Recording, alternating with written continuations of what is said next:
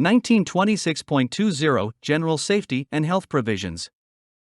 1926.20 Contractor Requirements.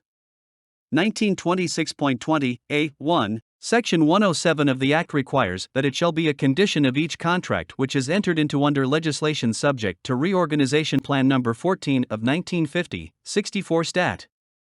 1267, as defined in Section 1926.12, and is for construction, alteration, and/or repair, including painting and decorating, that no contractor or subcontractor for any part of the contract work shall require any laborer or mechanic employed in the performance of the contract to work in surroundings or under working conditions which are unsanitary, hazardous, or dangerous to his health or safety.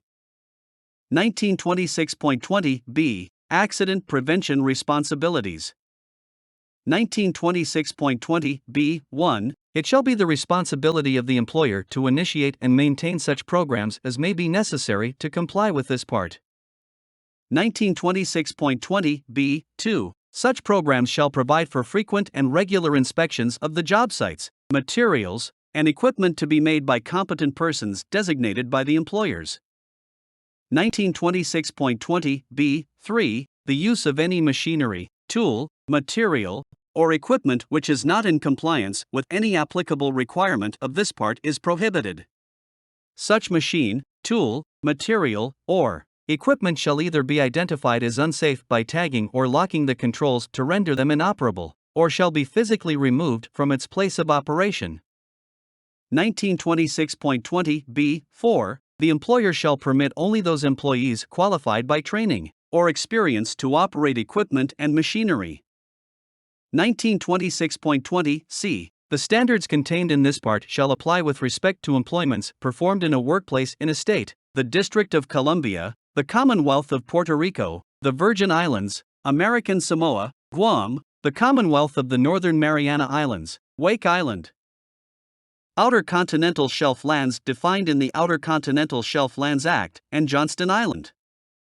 1926.20 D 1926.20 D1 If a particular standard is specifically applicable to a condition, practice, means, method, operation, or process, it shall prevail over any different general standard which might otherwise be applicable to the same condition, practice, means, method, operation, or process.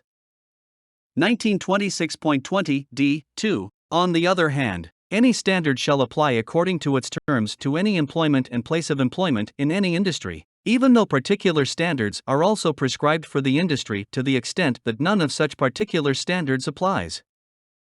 1926.20 E In the event a standard protects on its face a class of persons larger than employees, the standard shall be applicable under this part only to employees and their employment and places of employment.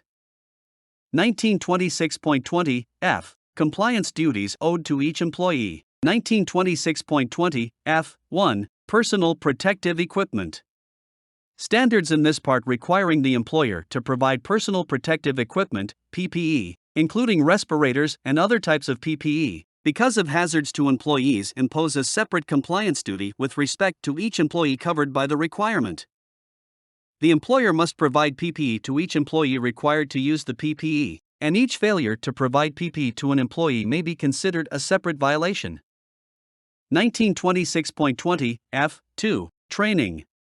Standards in this part requiring training on hazards and related matters, such as standards requiring that employees receive training or that the employer train employees, provide training to employees, or institute or implement a training program, impose a separate compliance duty with respect to each employee covered by the requirement. The employer must train each affected employee in the manner required by the standard, and each failure to train an employee may be considered a separate violation.